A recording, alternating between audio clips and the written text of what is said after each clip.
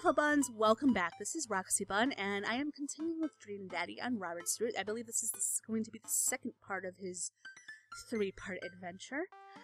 So let's begin. I had a lot of fun with Robert the last time we hung out, but I'm beginning to wonder if he's dodging me. I've tried messaging him a few times, and Dadbook says he hasn't even read them. Haven't even seen him come out of his house, actually. God, I hope he's okay. I decided to send him one last message, figuring that this will produce the same result. Hey man, don't know where you've been, but we should grab a drink soon. I walk away from my computer because at this point I know he's not messaging me back anytime soon.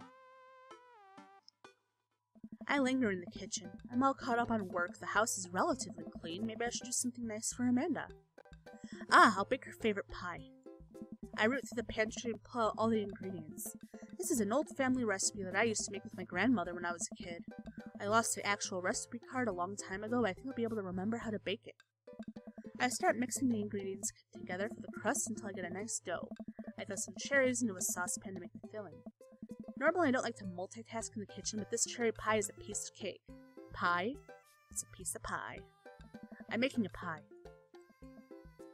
Ah, man, I can never remember what temperature you're supposed to set the oven at. I'm pretty sure it's 375, but I could be wrong. Who am I kidding? I'm never wrong when it comes to this pie. My special twist on my grandma's recipe includes a secret ingredient that not even Amanda knows about. It really makes the cherries extra flavorful. God, why can't I remember what the secret ingredient is? More cherries? Salt? Almond extract. Oh, it's almond extract. Duh. Oops, I accidentally poured a little too much in. Way too much in. I'm sure it's fine. Baking is an art, and some of the most beautiful art is made from mistakes. I finally get the pie in the oven. How long am I supposed to leave it in there? 50 minutes? I'll just wing it. You bake it until the crust is golden brown. Amanda's gonna be so excited. That kid loves a good pie. Almond extract actually isn't too bad. If it was too much salt, the pie would be fucking disgusting. I have a seat at the kitchen table and we word jumbles until Amanda comes home. I can hear the door slam open. Yo, Pops, it smells like pie in here. It's pie, sweetie.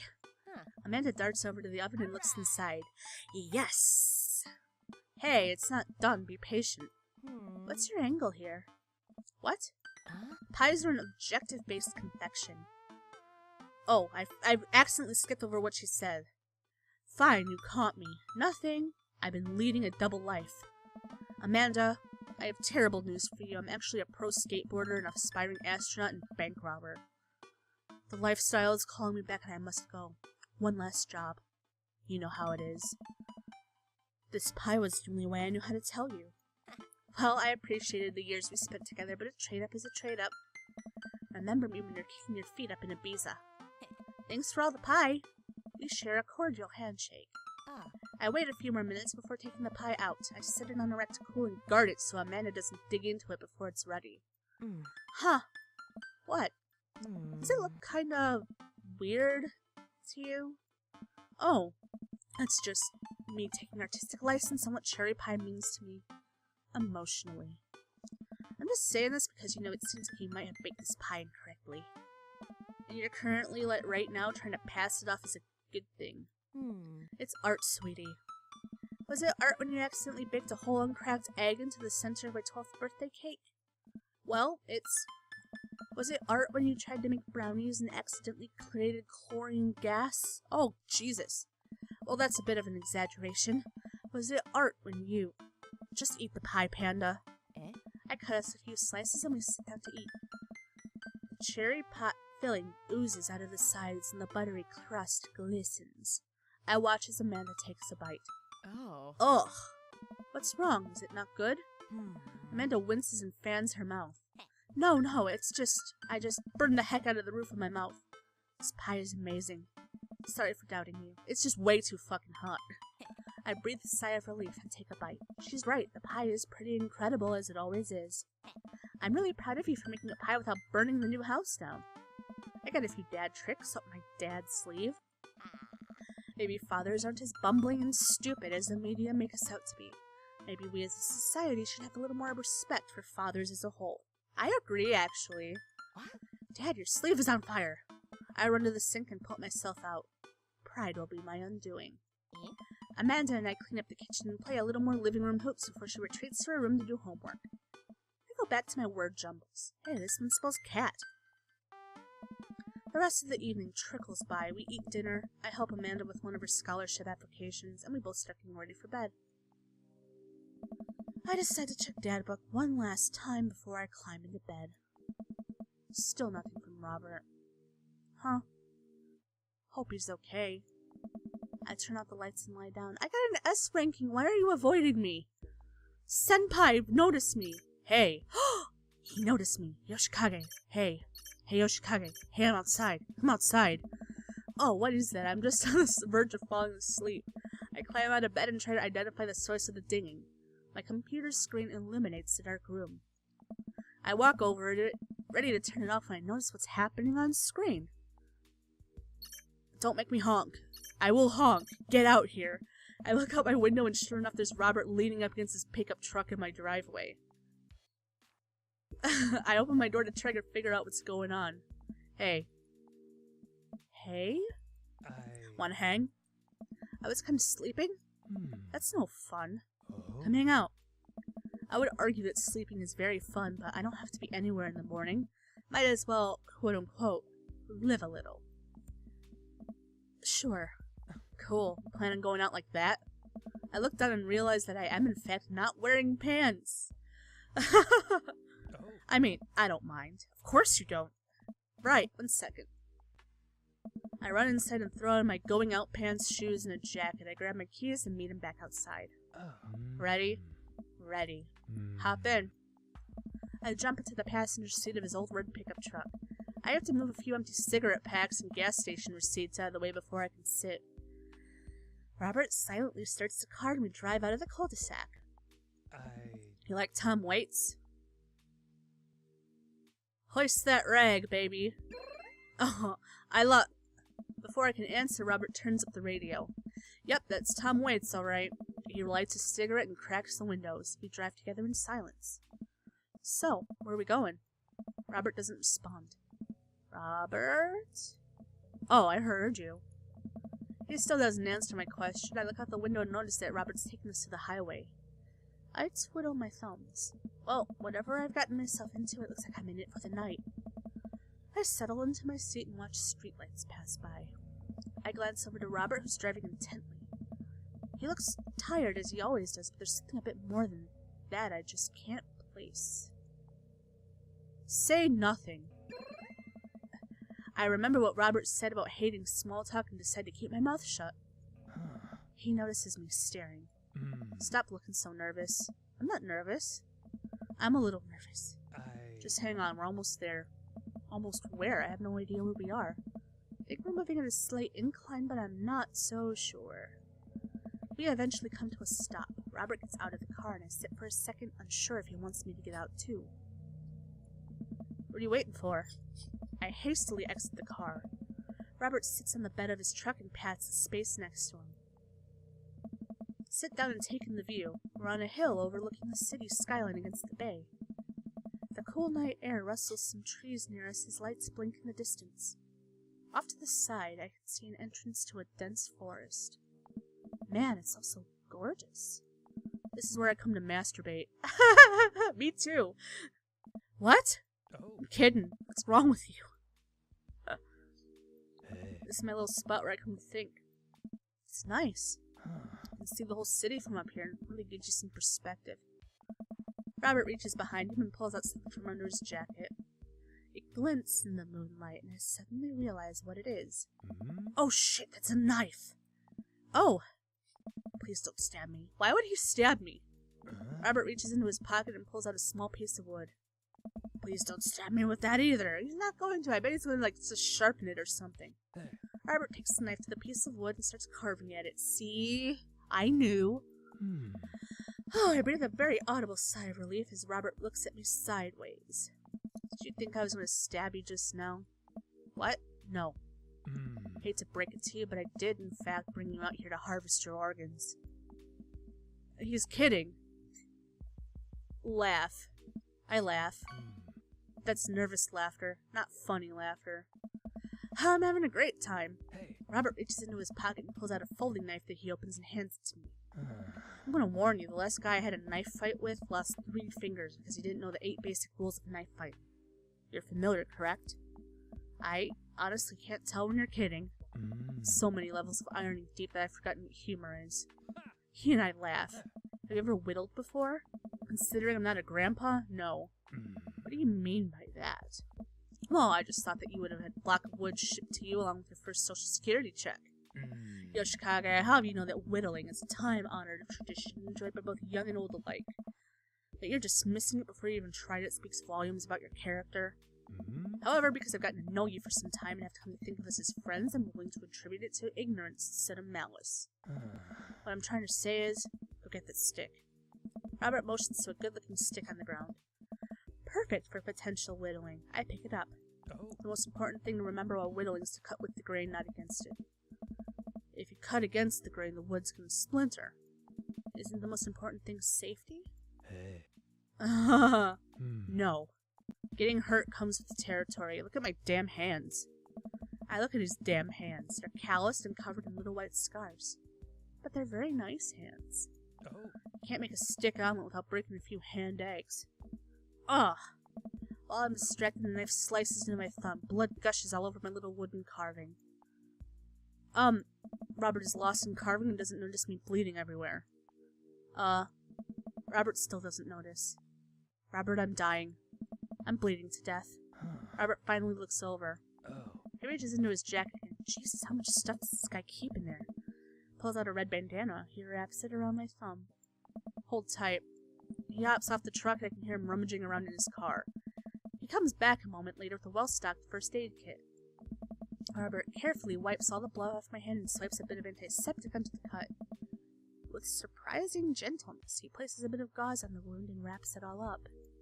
You okay? Yeah, I'm good. He hands me what's left with a tube of antiseptic. Make sure to keep that cut clean. It's oddly touching and a little sexy. I guess I'm a real whittler now.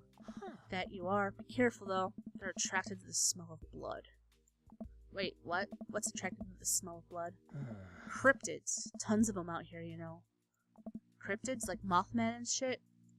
Mothman is bullshit, but yeah, there's tons of hotbed for cryptozoological occurrences. You're joking. Oh, how I wish I were. I'm a skeptic myself. Or at least I thought I was. There are things in these woods that we can't possibly comprehend. I think about my entire time in this city. Aside from the occasional stray coyote, I don't think it's too bad. You ever hear of the Dover ghost? I don't think so. Well, let me tell you a story. I was out in the woods here on a weekend camping trip with Betsy. You don't know Betsy, but she's a big pup. Pit bull. Real intimidating. I feel safe around her. First night goes without incident. I get some solitude, Betsy gets to pee wherever she wants. All good stuff.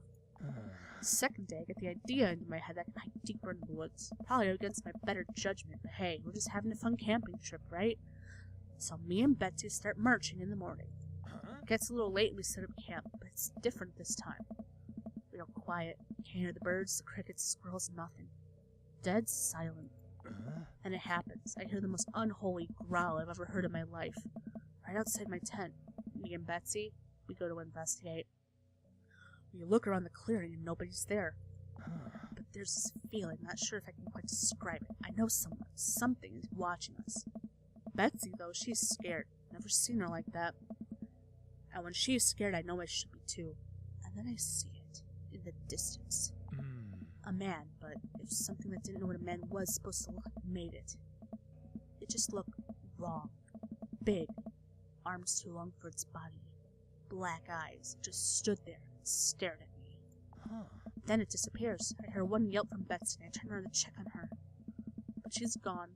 Into thin air. I didn't sleep in my tent that night. I don't think I've slept right since. That's terrible. Wow, Robert. I'm so sorry. They say that if you listen closely on quiet nights just like tonight, you hear the howl of the Dover ghost.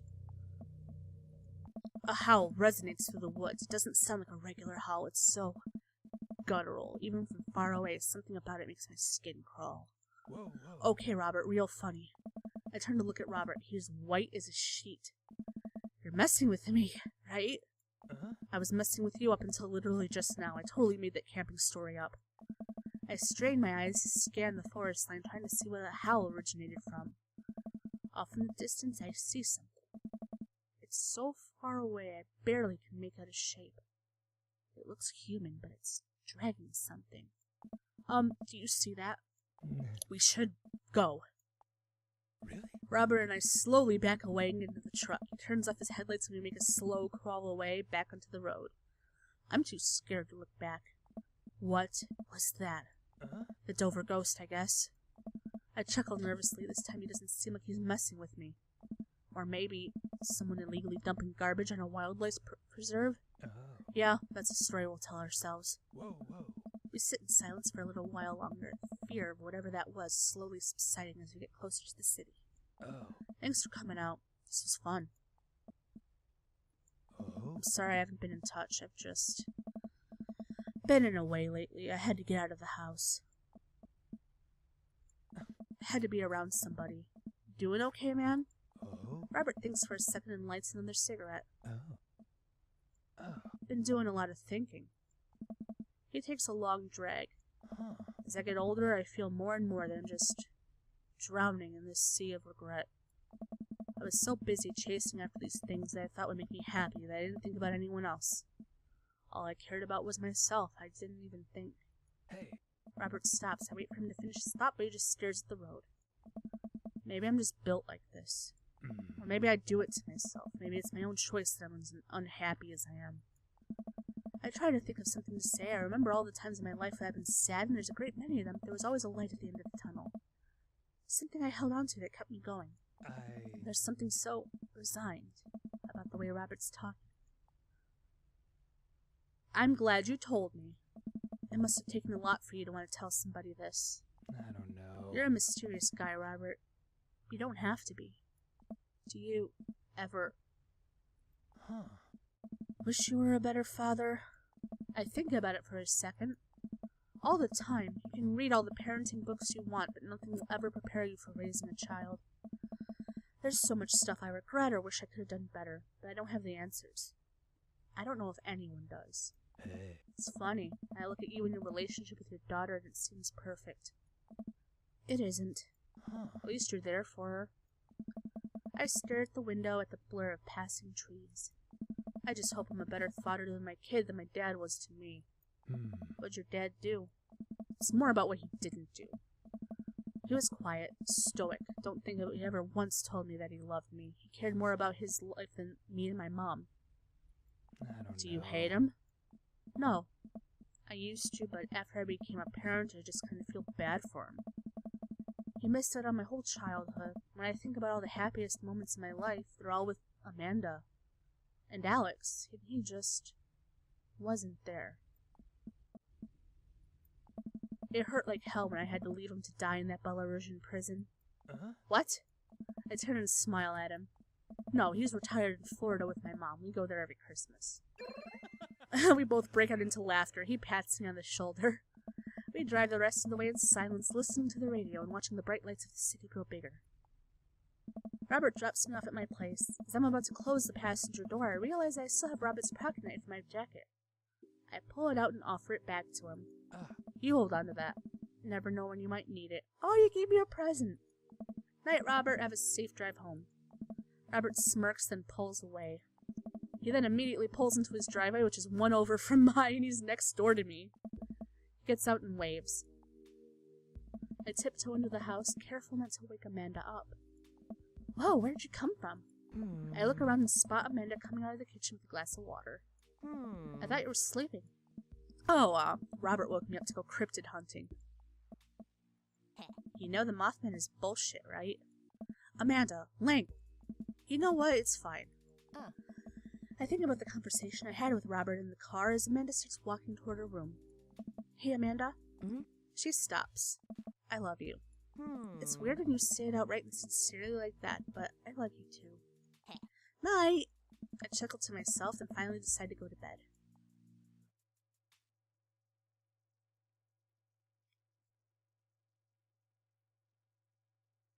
let's see how I did on date 2.